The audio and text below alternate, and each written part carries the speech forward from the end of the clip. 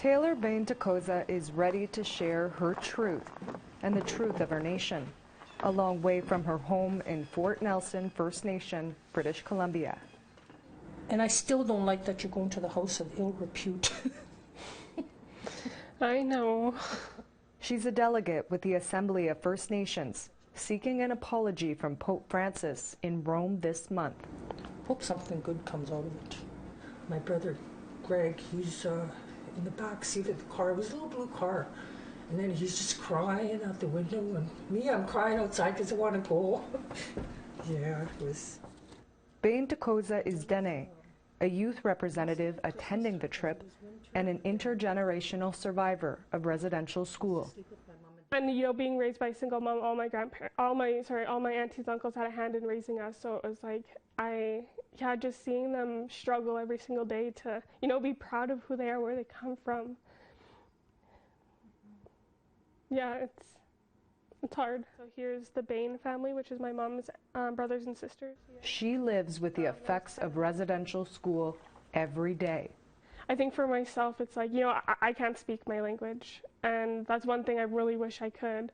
You know, I am fortunate to have the teachings passed down from my grandparents, but there's a lot that wasn't shared with me just because, you know, my grandparents were terrified that, you know, what if like the church was going to come back, or the RCMP was going to come back to get us. So it was always just a balance of, you know, what they could share.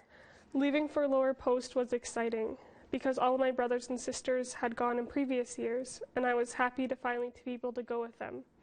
When I got there, it wasn't what I had expected. It was late at night, and we were led into a meeting room with long tables and chairs.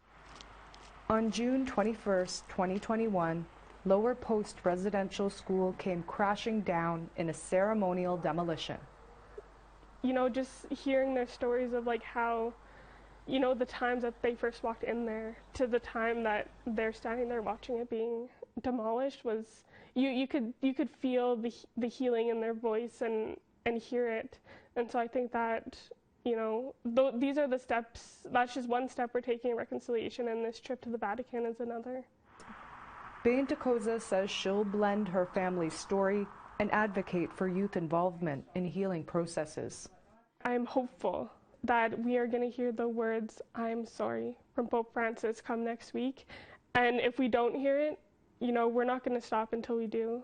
And so, I think once he hears from, you know, the three of us, the Métis, the Inuit, and the First Nations, that he's gonna be compelled to say those exact words. An apology she hopes for her family, her nation, and Indigenous people across the globe to hear. Charlotte Mort Jacobs, APTN National News, Fort Nelson First Nation.